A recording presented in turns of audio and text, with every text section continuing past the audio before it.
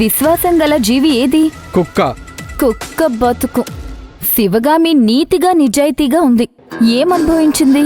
అర్జున్ కూడా నీతిగానే బతుకుతున్నాడు. ఏమనుభవిస్తున్నాడు?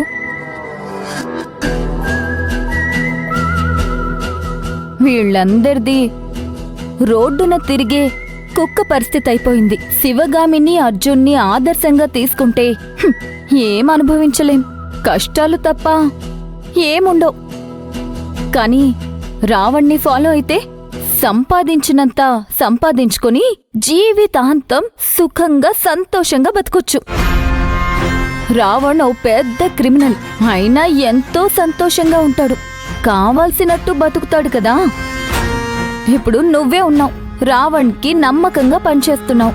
అలా అని నీకు రావణ్ ఇన్ఫర్మేషన్ ఇచ్చినప్పుడల్లా లక్షలు ఇస్తాడని లేదు కదా. ఇంతకీ నీ జేబులో ఇప్పుడు ఎంతుంది? ఒక 1000 రూపాయలున్నాయా? అంత లేవు మేడం. ఓ 100-200 ఉంటాయి. చూసావా? అందుకే కొంచెం ఈ అతి విశ్వాసాన్ని వదిలిపెట్టు. నీకు కావాల్సింది నిన్ను వెతుక్కుంటూ వస్తుంది. ఏది నీ మొబైల్ చూపించు.